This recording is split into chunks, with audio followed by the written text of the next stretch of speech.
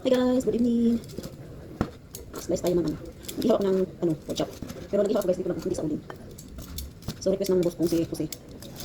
So gusto niya kasi parang nagsawa na yata siya sa lechon gawa ni Iloy. So inihaw naman tayo. Inihaw sa kalan. Kalan niya guys, yung napaka-juicy. Ay, juicy daw. Yung Tagalog luray. Ano sa Tagalog luray ang juice? Ano?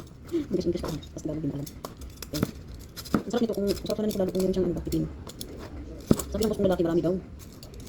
Marami daw yung niluto ko kasi kami lang ng dalawa naglaga ng dito ngayon. Mas marami na siya, pero marami ko siya makain ito guys. Yan eh. Siya lang kakain ito. Pero kung hindi natin maubos, ititira ko ito tapos isisigang ko siya kasi masarap siya sa sigang. So, tingnan natin kung masarap na siya. Sarap. Ulam siya ng lasa.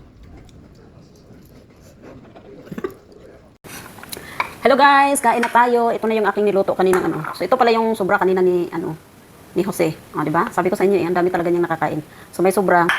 Tapos, nagbukod ako guys kasi minsan nauubos gawa ng pag nagustuhan nila, nauubos nila kaya minsan nagtitira ako.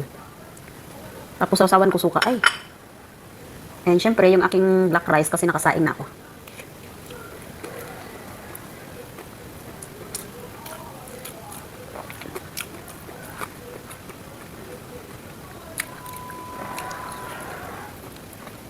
Iba talaga kumain kapag walang walang gulay. Kapag talaga pag may gulay.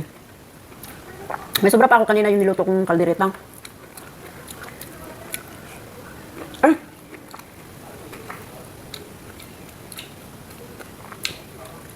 May munggo pala ako doon. Utang, painit ko na. Guys, ito na yung aking gulay na munggo. Yung gulay ko nung linggo pa yan.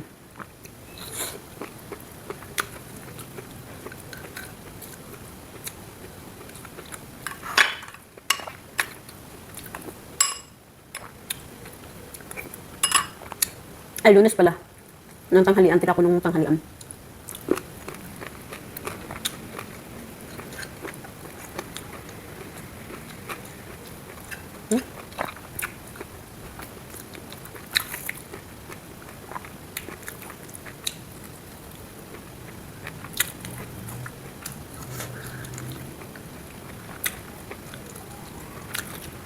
Ang sarap ng himpo guys, ano siya, sobrang lambot. Sabi kanina ni ako eh. Kasi pag limpo kasi, ang ginagawa ko is lechon kawali. Parang nagsasawa na ata.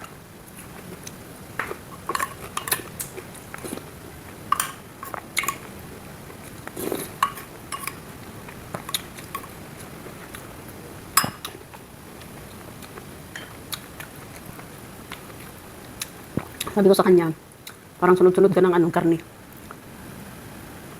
Sabi sa akin, ang uuwi mo naman day. Hindi naman ako nagkarne lagi. Nauwi patuloy ako.